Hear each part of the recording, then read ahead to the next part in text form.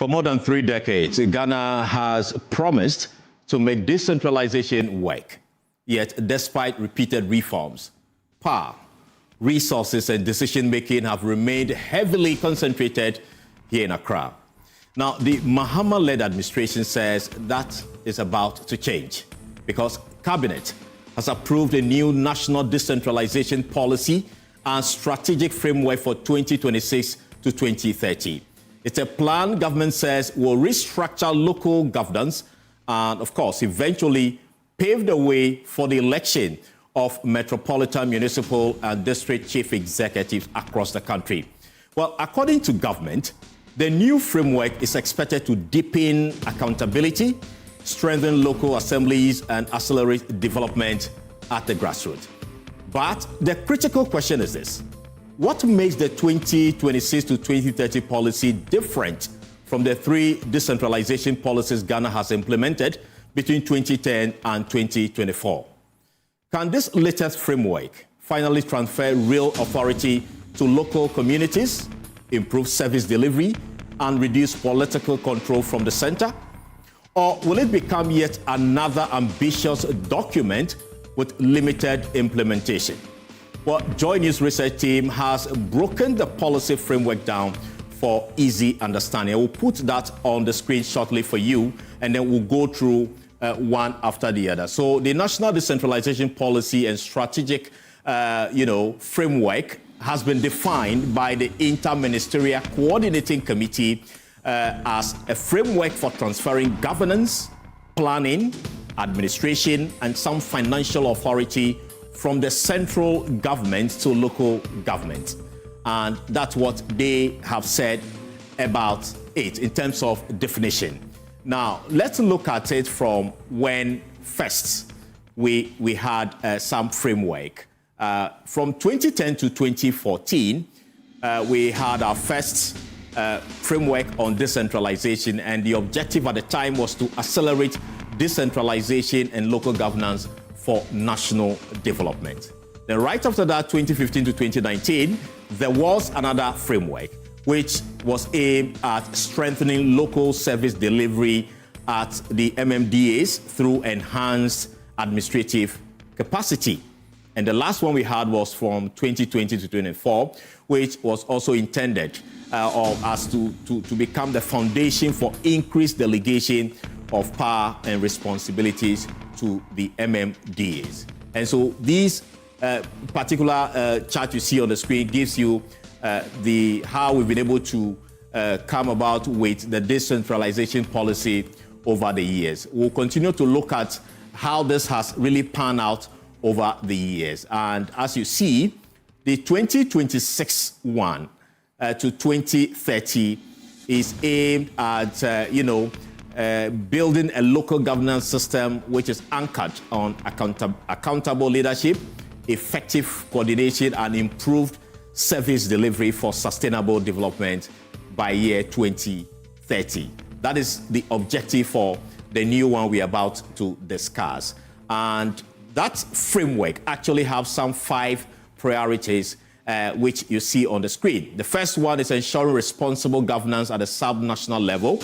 The second priority area is engaging all citizens, including marginalized groups at the grassroots level.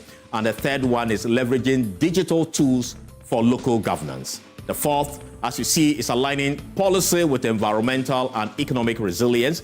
And the fifth one is upholding fairness, honesty, and moral integrity in all actions. And these 5 areas, as we talked about, are the priority areas. But it is actually hinged also on some thematic areas. The first one is to transfer decision-making authority to the assemblies. The second is to shift administrative responsibilities from central government entities to local authorities. So the question there is, which administrative responsibilities are we talking about? We'll find out here on the show. The third one is to improve the District Assembly Common Fund allocation, boost local revenue generation, and of course, strengthen transparency and end the public financial management compliance across the country.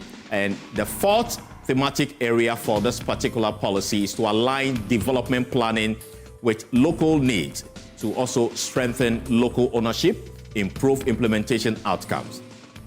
And the fifth thematic area, as you see on the screen, is to promote local economic growth by supporting SMEs and industries and leveraging local resources. And the fifth thematic, the sixth, I should say, area is foster inclusive governance and accountability through public forums and stakeholder consultation. So those are the 6 key thematic areas on which the new policy has been built. And if you see what they've put there for monitoring and evaluation, there'll be some annual performance assessment based on those thematic areas we've mentioned. And also there'll be relevant provisions in the implementation plans of sectoral and district MTDP implementation framework and result of periodic assessment by the NDPC and other state, organizations mandated to do that. So tonight on The Probe, we ask, can this new policy truly empower citizens and deepen participatory governance at the local level? Well, joining me tonight is the Executive Secretary of the Inter-Ministerial Coordinating Committee on Decentralization, in the person of Dr. Gameli Wedofia. Also joining us is Dr. Osai Kwapon. He's a fellow at CDD, Ghana, and also a political researcher. Remember, this broadcast is live on DSTV channel 421, GoTV 125. We also live on Joy 99.7 FM, Love 99.5 FM in Kumasi, and we also across the world on myjoyonline.com, as well as YouTube, Joy News on TV, and over 30 affiliate radio stations across the country. You can also join the conversation with your comments and questions on our live feed. And my name is Carlos Calony. We'll take a short break. When we return, we go straight into the conversation. Stay with us.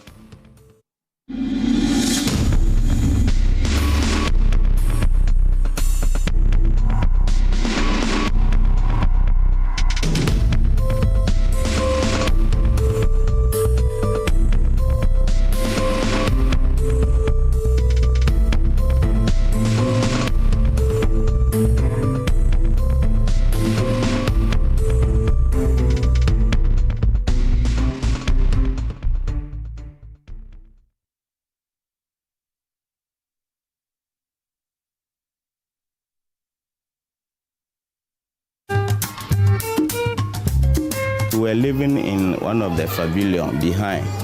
Later that we had this new building. Then we now moved to the new building. You did a lot. They have come here and asked us, and they have continued our 6-unit classroom building. A lot has changed. After documentary, we had 60 tables and chairs, then a 10-bedroom teacher accommodation. We have never been fair to these young children. The children are suffering. We applied for school feeding, which will have also helped to increase the enrollment. The impact has been great in terms of enhancing duty bearer responsiveness, in terms of responding to the infrastructure needs, in terms of teacher availability. We are seeing that there's progress.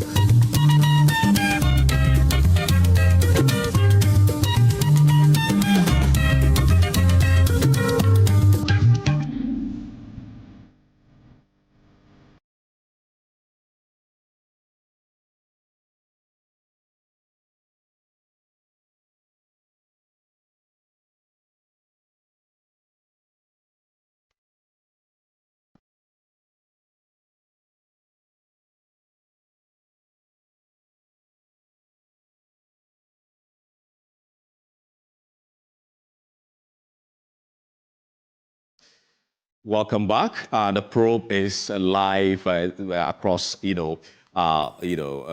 platforms. We are on radio, we are on television, we are on YouTube across the world. And tonight we are discussing a crucial matter. We are probing the new decentralization policy framework for 2026 to 2030.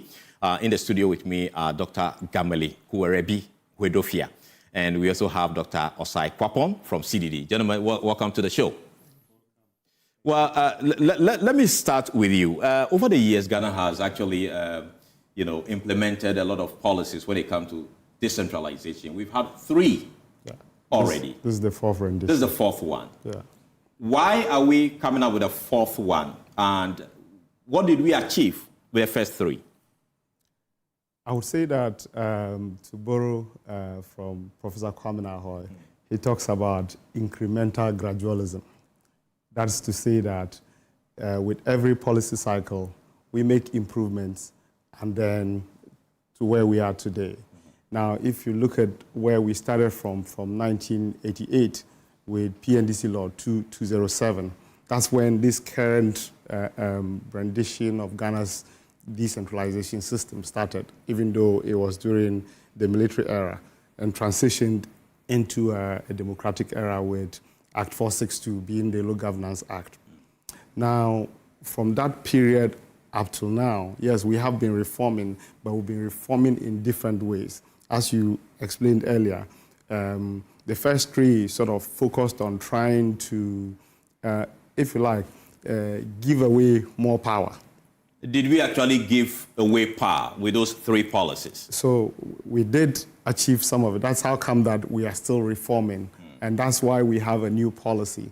And this policy, if you look at it, it's quite transformational in the sense that we're focusing on democratic decentralization. What does that mean? It means that we want to give more power, more opportunities to the people at the local level to determine for themselves. So what's a clear example of that? When we're able to elect our DCs. You know, currently the president appoints the DC and then he goes through or nominates, and then the assembly does, their local election. Then the president then formally, So, but with this policy now, we're saying that no, we want to move away from that, but on non-partisan basis.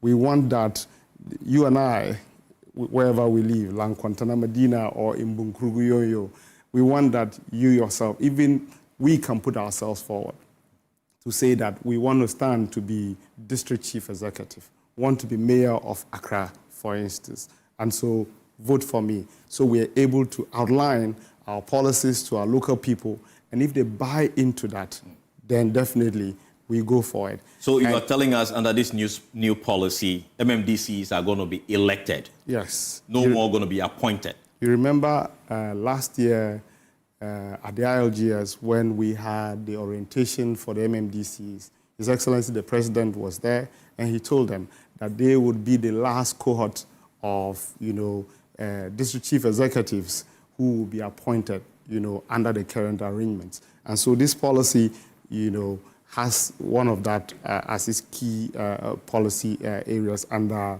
political decentralization. It's one of the major drivers of the policy. And that's why if you look at the theme of the policy, we're talking about resetting democratic decentralization for accountable public service delivery and accelerated local development. Now, what does that mean? That if I'm able to elect my DC, it means that I can hold him accountable at that level. Remember that when you sit in Accra and you get data, that's the information that comes to you. You are only looking at the data. You're looking at numbers. Whereas the person seated in Bunkrugu, he sees the people. It's a lived experience. He's there. He understands the situation. So there's no information asymmetry, right? Whereas if you sit in the center, there's information asymmetry because you lose sight of context, right? You're looking at the numbers, but you do not have the local context to help you to make a better decision. Now, remember that decentralization really thrives on a certain basic principle called the principle of subsidiarity. Okay. That's to say that decisions that affect people should take place at that basic level where those decisions affect the people the most. And so if I live in Lankwantana or I live in Sugakope, right, and the decisions that should be taken, those decisions should not be taken in Accra. And that is not happening under the current regime? Not necessarily, no.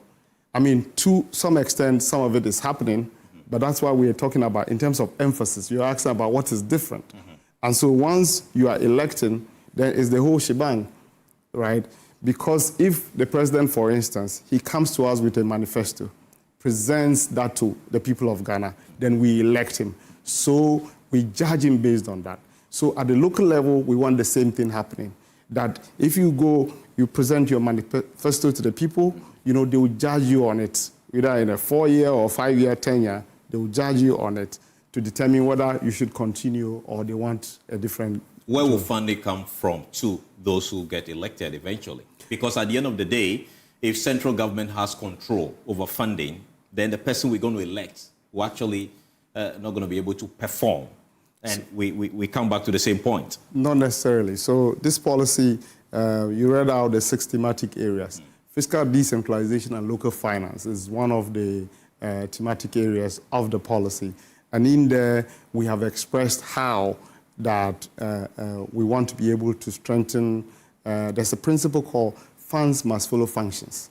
That if the central government is giving away more power, giving away functions to the local level, it means that the amounts of money that the central government used to use in delivering those functions, those monies should follow them to the local level. Okay. And so this policy elaborates that in detail. Now, this policy is already being implemented because if you look at the District Assembly's Common Fund, we're looking at the formula this year is 90% direct transfers to the local level. Yeah. This has never happened before. Last year we had 80%, 83%. That had never happened before in the life of the fund, right? And so His Excellency is very serious and particular about these matters, that the funds that are needed to be able to implement at that level should follow. But still, it follows the president's discretion.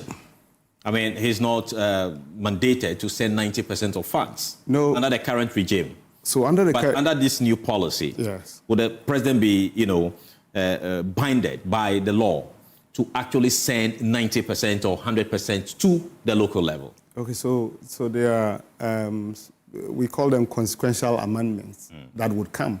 So once the law is changed, the constitution is changed to allow for election of MMDCs, there are going to be various other legislations that need to change, various provisions that need to change as well.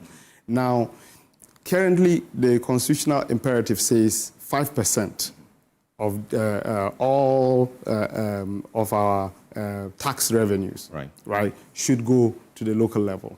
So it goes into this fund called the District Assembly's Common Fund, and then the percentage is sent down because some of it has to be left to run the fund because it's a whole bureaucracy on its own. So we won't get 100%, right? But so if we started from 80, today we are at 90%, that is quite significant. Because previously we had situations where, funds, stuff is done from the center. Some of it is taken for, even though it's only 5%. Now, this policy says that we should go to 7.5%, right? And the Constitutional Review report actually recommends 10%, for instance. But this policy says that let's be modest. Let's make the basic, constitutional imperative, instead of 5%, we should go to 7.5%. And then the president then has the discretion to say that, okay, you know what, I want to increase it, right? And 7.5% compared to 5%, it's huge. Okay. So there's more money going to the local level. And so elected MMDCs would have more money. Remember that there's a bureaucracy at the local level as well. These are the people who are part of what we call the local government service, headed by Professor Lord Mensah. Okay, it's a whole cohort of very competent, experienced people who are meant to support that. And this policy under administrative decentralization says that we need to strengthen, institutional strengthening, capacity building for even the people themselves that work in the various categories, so that they're able to support their elected MMDCs better and able to bring about transformation. So this policy is all about growth and transformation at the local level. and accountable. And before I go to Dr. Kopo, when is this election of MMDCs actually going to happen under this policy? So we have it penciled in from 2027. So all things being equal, these matters would have to go, even though Cabinet has just approved the policy, in terms of the time frame, we're looking at between 2027 to 2029 to do. So we are not sure exactly when it's going to happen. No, in the policy we have it at 2027. So in and Cabinet 27, yes. Election of MMDCs will happen. Yes. Do we know when? No. But you're sure next year, 2027? Oh, definitely, because you would find that once it's in the policy and we have put it there and Cabinet has approved it, the nitty-gritties of it would then be agreed by government. You understand? Okay. So the policy gives the broad framework in terms of what's government's commitment. Government says we want to be able to elect, and the president was very clear. You would be the last cohort that will be appointed by me. Okay, hold it for me. Let me go to Dr. Kwapon. You have seen the policy document. I believe you've gone through it. What stands out for you positively and negatively if you look at it? So thank you very much. A couple of things stand out for me, and I think I want to highlight 4 key things. So one is the financial autonomy piece. Any effective decentralization policy that only focuses on the administrative things but does not give local governments financial autonomy or some power to even generate local funds on their own can place limitations on how truly decentralized a governance system is. So I like the emphasis on the financial autonomy part, because I think if you can really get that going, you can move to a place where our local governments become even more empowered to be able to take decisions independent of the center, instead of always relying on them for decisions that may require some financial backing to be able to do that. So I like the financial autonomy piece. I also like the idea of transferring decision-making from the center to the local administration, to the local authorities. So again, the way local government systems are designed to work, and from the way I have come to understand it, my late father was a local government person, right, is that the people closest to the problem should be part of the design of the solutions to the problem, right? So it's not that central government cannot come up with ideas to solve local problems, but those closest to it know it, see it, feel it firsthand. So it is very helpful if you can have some of that decision-making powers transferred to those who are closest to the problem to be able to then deal with it. I also like the shift in administrative responsibilities. I mean, I'm sure all of that will be actually fleshed out, right? When you look at governance, I mean, you can also think of it as the burden on state authorities to solve local problems. I always marvel as to why our central government has a history of wanting to shoulder all the public problems, right? You will think that given the challenges, they would be more than happy to share some of that governance burden, to say, why should the person all the way in my mom's cocoa village in Agrafe, right, wait for the president to come all the way from Accra to address a local problem like flooding or pothole. A pothole, you know, a public toilet facility, things like that. These are local problems that a central government should feel comfortable enough to say, you know what, we'll share this burden. Local government, you take care of some of these issues so that we can also focus on other issues in the center. So I like that approach. Then the last thing I would mention is aligning development planning with local needs. So again, it is this idea of, look, I can sit in the center all the way in Accra and have some ideas of what I think the people in Ekropong need, the people in Agrafi need, the people in my mother's village, Ahabanti needs. But are you aligning those development plans with what the people really need? So I do really like some of these key areas and what it is trying to do with this new policy. But for me, the cautionary notice, our governance challenge in Ghana, as I see it, is not necessarily, though, the lack of plans, the lack of policies, right? It is always, for me, the effective implementation of the good ideas that So you think this policy is good, but implementation could be a challenge? So what the cautionary note for me is that don't let these good ideas about how we can truly decentralize our governance structure remain at just good ideas. Make sure that the commitment to follow through to ensure full implementation is there. Otherwise, knock on wood, God forbid, it would become another one of these nice frameworks we've developed that doesn't really get us to the place where we all agree we need to get to. Apart from the 4 thematic areas you touched on, having seen the document, do you think we're actually transferring power to the local level, sincerely? If we follow these pillars, these thematic areas, right, and the commitment is there and it is implemented the way it is designed, I do foresee an empowered local government. The other thing I would add, though, is that those are the local government, right? Because they would be the frontline people, though, to what we call, they would be the street bureaucrats to make this thing come alive. So if I am transferring it to you, you should also be able to own it, feel empowered enough to say that I'm going to make sure that it works at the local level, right? Okay. So the policy designers, phase 1, they've done their job. But once it is being implemented, those at the local level should feel empowered enough to say, we will own this, we would follow these ideas, and we will try and make it work the way it is designed to work. Well, concerns have been raised over the years about ceding political power, especially when it comes to decisions that have to do with, say, security.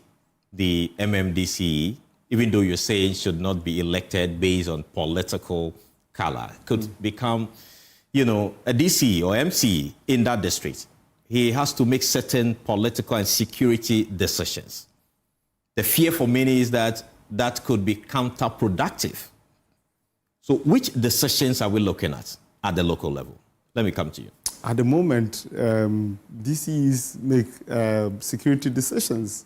It's within their mandate. The Local Governance Act, Act 936, gives them that mandate. We have something we call DISEC, right? That brings together a number of institutional heads. I know, but the fear is that if you get somebody elected, which is maybe coming from the other party, that could pose as a threat to central government. But it's non-partisan. It's non-partisan. We know that the assembly election, the assembly member election is also non-partisan. But of course, we know people get to the assembly based on party colors. I think we have... So that is the fear many are expressing over this particular policy. Let me explain. You know, the fact that it says non-partisan doesn't mean that you, Carlos, you don't support a political party. When you go into even the electoral commissioner, right, who has to oversee our elections, right, she has a preference. That's the same point I'm making. Well, yes, she has a preference, and so that preference does not take away from the system that we are putting in place. That when we say it's non-political, right, it means that you can't go on the ticket of a political party. They cannot sponsor you. You can't do the How posters. do you determine if a political party is sponsoring someone to become the DC for, say, Tolon, for instance? How do you determine? By law, right? The law says that don't sponsor, don't do party colors, because once the party is sponsoring the person, the issues of party color is clear. They will mount, they will mobilize the whole party machinery to come there. They will go to the nooks and crannies of that district, right, to campaign, just like they do in the national elections, right? But we say that this must not happen. And why? One of the reasons why it doesn't happen is that the state then pays for it. So when you want to contest as an assembly member, the state takes care of everything. Your posters, the only thing that you have to spend money on contesting local elections currently is the picture that you submit to the Electoral Commissioner, right? That you go to the photo place, they take you and you pay maybe 100 cedis or 50 cedis, whatever it is that the cost is. That's the only cost to you. And so but when it comes to the national level election, you see what happens, right? We're saying that. So I hear people say, oh, how do you check that, right? And I'm saying that every single Ghanaian, all of us, we have a preference. Even if we don't have that preference straight away, we have it when we go to vote. So you don't think that's going to be problematic to maybe a sitting government where you have a DC in an area that is sitting there who has a different political, lineage? I am saying that how we are designing the system and how the policy looks at it. What is in the system to prevent any such, negative impact? So this is the thing. We cannot take care of everything in policy. Okay. However, what is clear is that there's a law that governs elections. And so when it comes to non-partisan local level elections, I'm sure there will be a CI, that you remember I talked about, subsequent legislation that will come. Right. So it will take care of all these other matters of making sure that they remain really neutral, and non-political. Okay. But when Doc was, he highlighted the importance of ensuring implementation. And one of the innovations in this policy is the cross-cutting teams. Aside the 6 thematic areas, we have also 6 cross-cutting teams. Okay. And one of those is mindset change, ethics, and change management in general. Now, why mindset change? Right? That if we're doing business as usual, we're saying that with this policy and its implementation, it has to be different. It means that the type of messaging that we need to undertake, the capacity enhancement that we need to do, the change management processes that we need to roll out to ensure that the people come to understand. As Doc was talking, he highlighted the fact that even the people at the local level being ready to be able to absorb, right, and to take up the challenge of, okay, we are at that level and we will run this. This is about us, right? It's part of that whole cross-cutting. Yes, of mindset change, ethics, and change management. And so it's another innovation with this policy. Okay. I have to add. Okay, hold it. Let me go to Dr. Kwapon to pick his thoughts on the fear being expressed by some that this particular to leave such decision in the hands of a DC who maybe will belong to the other political party could be, counterproductive and dangerous. What do you make of that? If you think about the fact that one of the key things that this policy also wants to integrate is citizen engagement and accountability, then I will think that the incentive structure has been set up in such a way that even if a DCE were tempted to undermine a central authority because of political differences, they need to also then keep in mind how local accountability will now work, right? Because the people at the local government level or at the local level would also be expecting service delivery.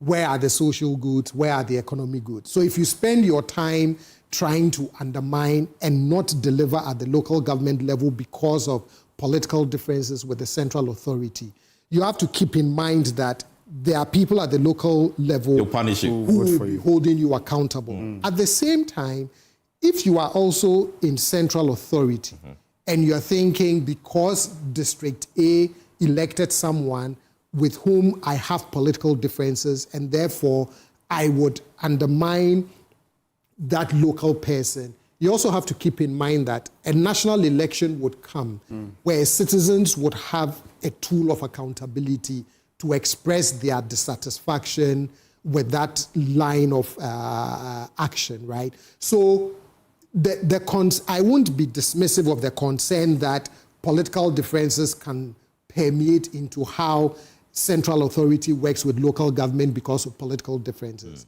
But what gives me comfort is that we have inbuilt accountability systems. If for nothing at all, the election piece, right, which has become, for me, one of the key accountability tools in the possession of citizens, that they can pull those levers both at the local level to hold accountable an elected MMDC who decides that this is how they want to govern at the local level, but also be able to hold a central authority accountable as well. So the fear, I won't be dismissive, but hopefully the accountability mechanisms built into it can help deal with that temptation to, to do some of these things in terms of undermining central authority or vice versa. Okay.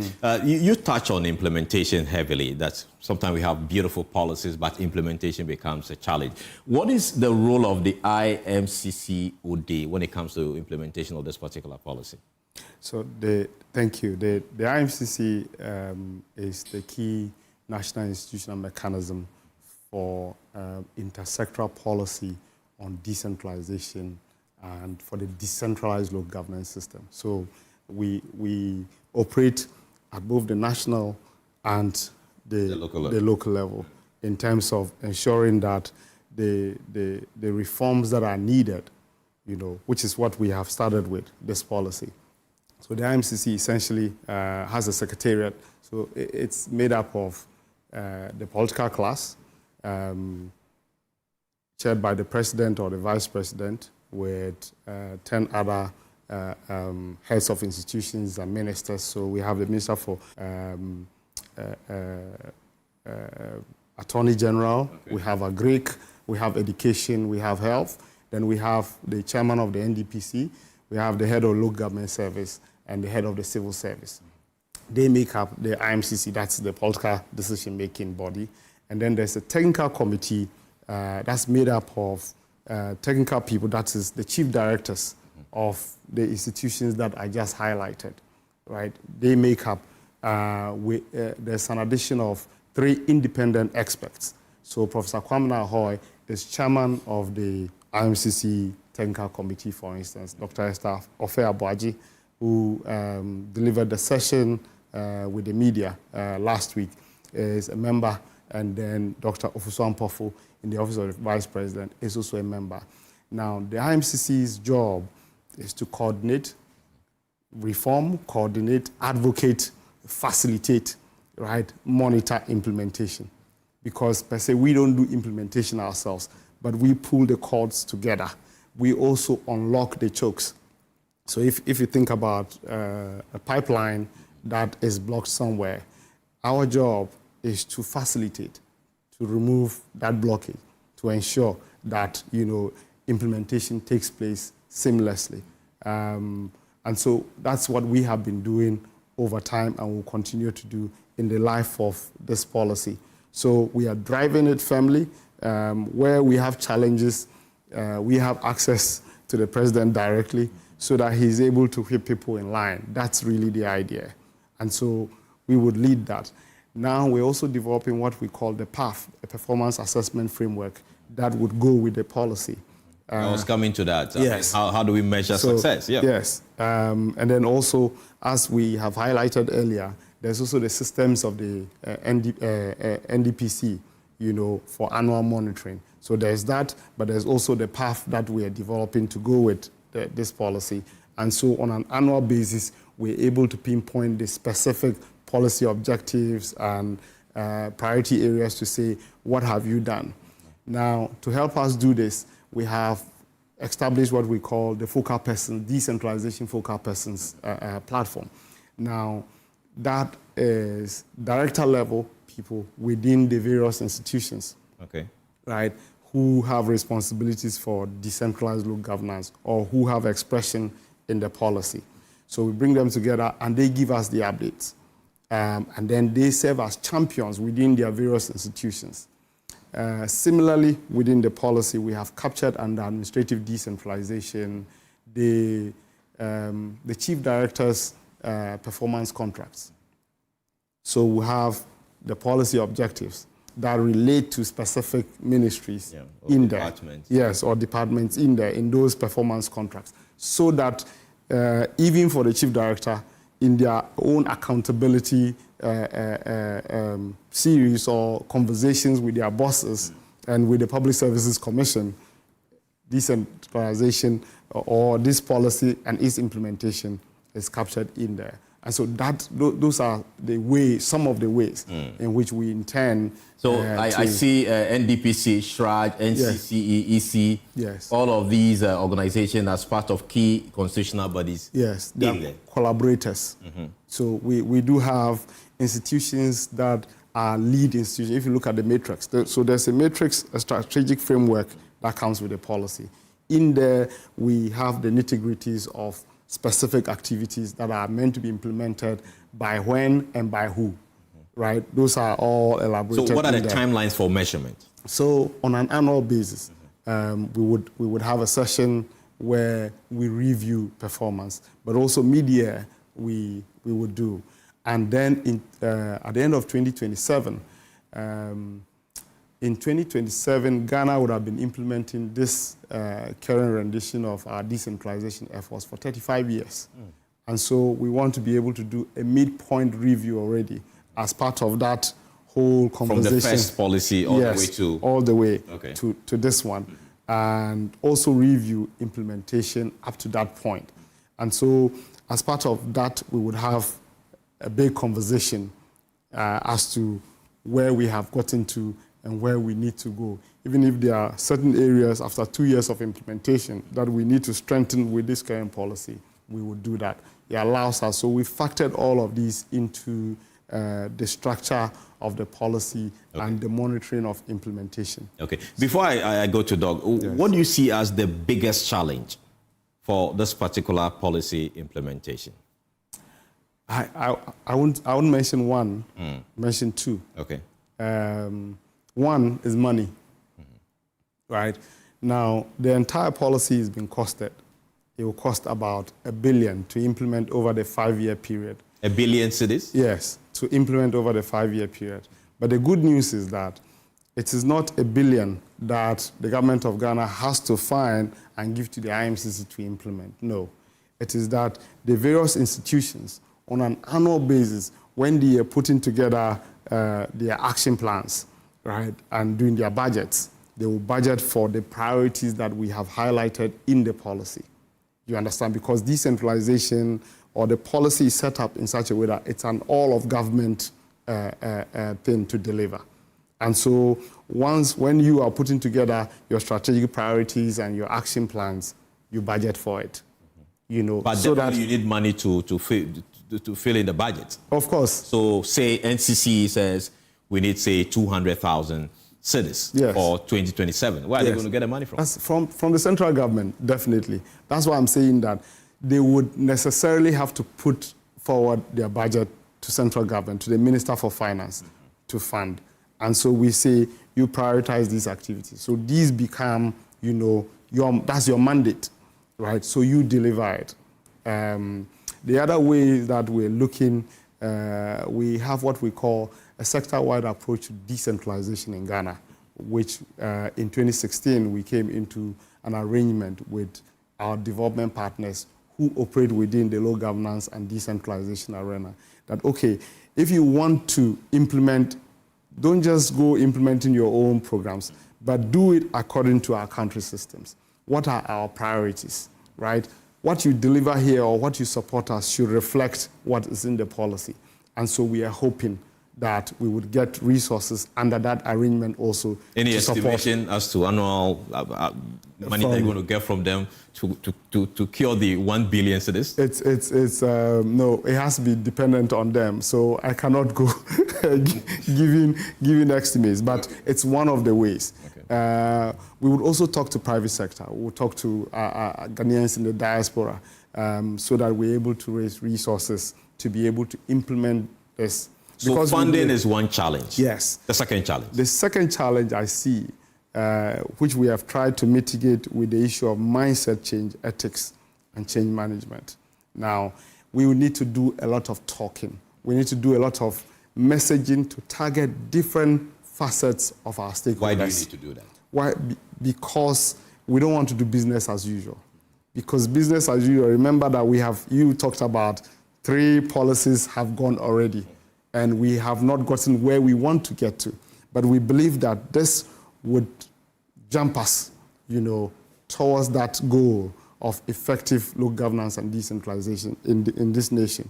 And so to be able to do that, we need to work on our mindset, right? And so we would be crafting different types of messaging to target the different stakeholders that we have, as well as the general public, in terms of how they receive the policy, in terms of the institutions that would lead, the lead institutions, the idea of them capturing this. Previously, you would have the policy, but then they won't budget for it. Then they're looking at the IMCC to bring the money. But this time around, the messaging is different. You have to budget for it already, so it goes into your thing, and then we can monitor how you are doing it. Now, the associated with the issue of mindset is also the willingness from the people at the center to let go of the power. That is one serious aspect of it. That is quite critical. Look, it's very possible, you have a situation where people, both ministers as well as civil servants at the center, no one wants to let go of power. And so when we are identifying the risk that we need to mitigate, it's one of our major risks, that the willingness. And so this thing about mindset change is very important. And then also leadership. And thankfully for us, we have in His Excellency the President a champion of decentralization. When you hear him speak, he said he does not understand why a teacher in Bole or a nurse in Bole should be recruited by the Minister for Education or the Ghana Education Service in Accra, right? Because they do not understand. They don't know how many schools. Yes, they can even know in terms of numbers, but the circumstances, right? And so it's quite important that local context, the person who lives there, we talked about subsidiarity, who is affected the most, right, understands it better, he feels it, And so this policy is all about ensuring that we're coming up with local solutions for local problems that bring about growth and transformation in local governance. Dr. Akufo, you have something to say about implementation and all the key things you raised. 1 billion cedis, that's how much it's going to cost us every year. No, over the 5-year period. Over the 5-year period, 1 billion. What do you make of it? So before I address the money piece, if I can quickly go back to the issue of monitoring, evaluation, and the performance assessment.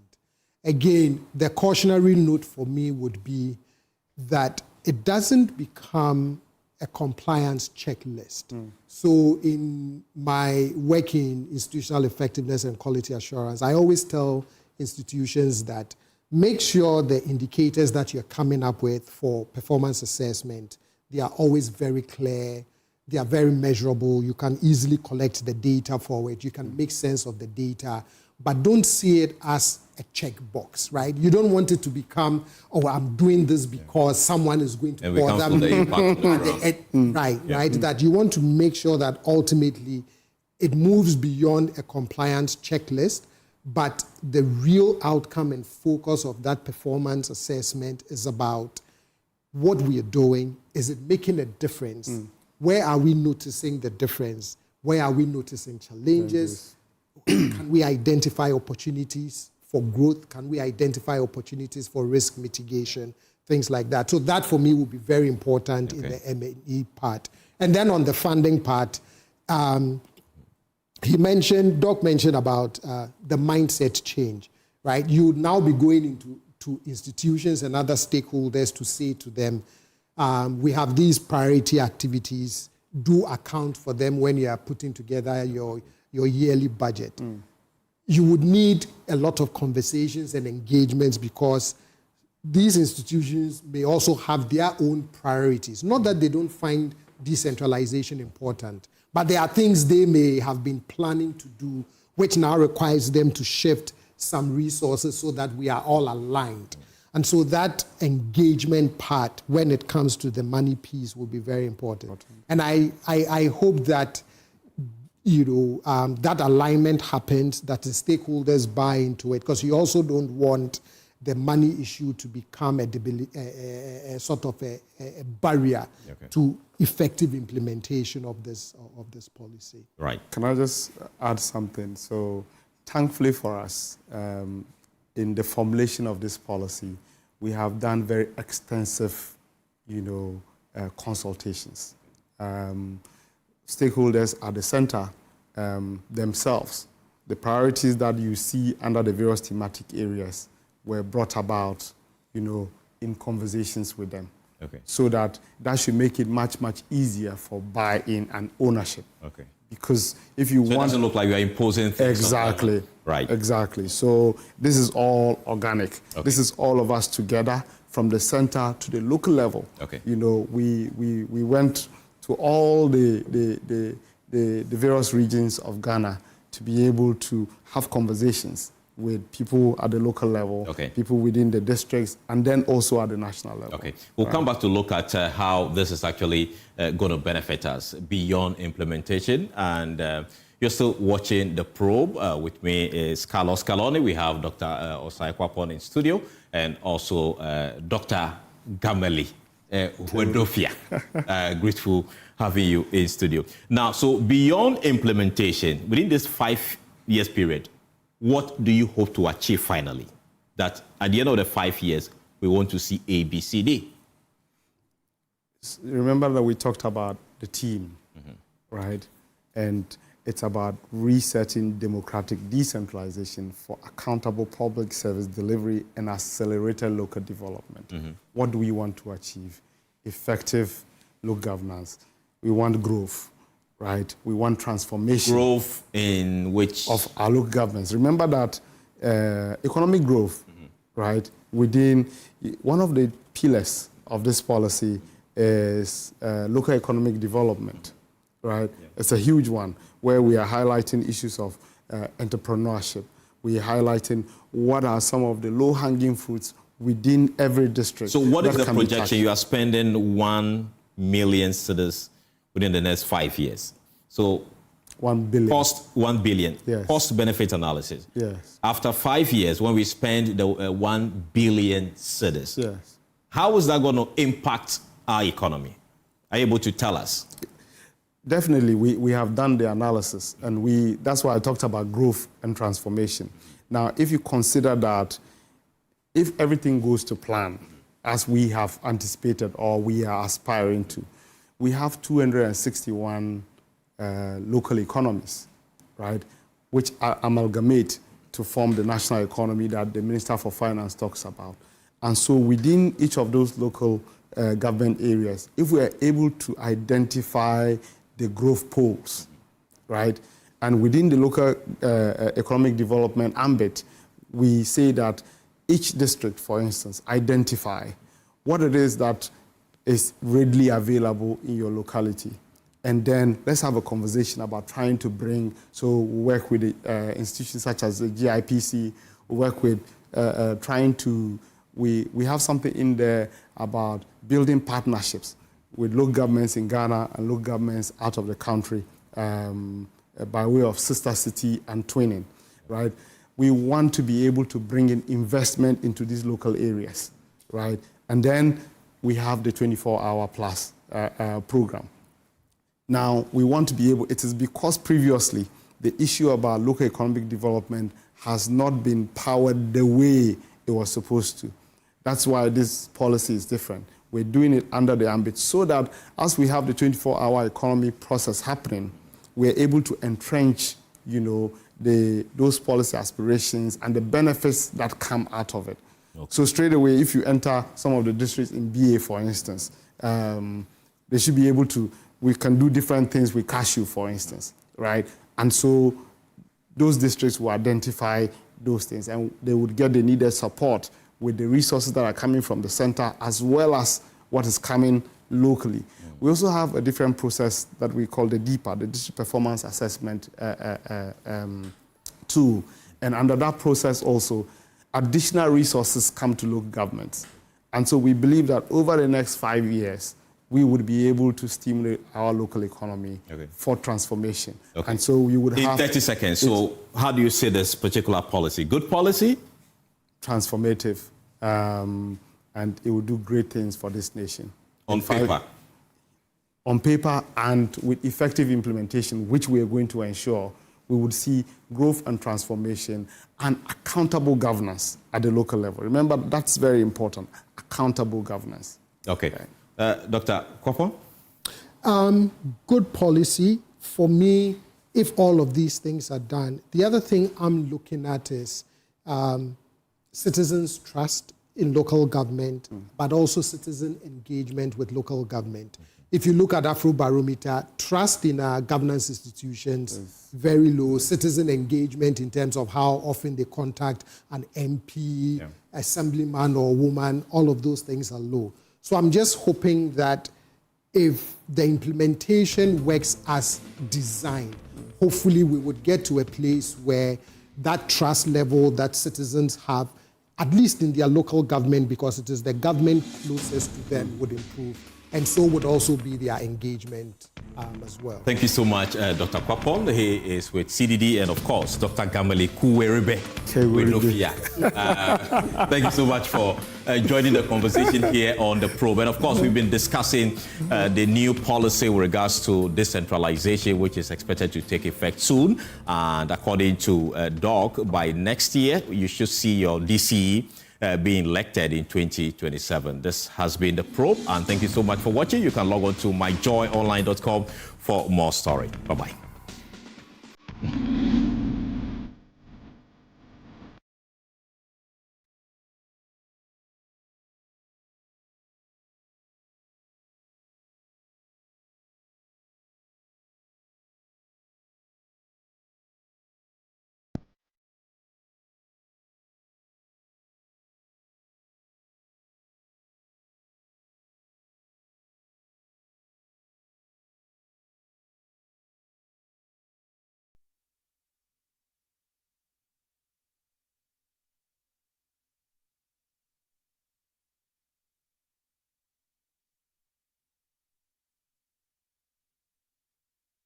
Cadbury Hot Chocolate. Crafted from cocoa, milk, and sugar. Creamy, chocolatey, frothy goodness, rich taste, so satisfying. Cadbury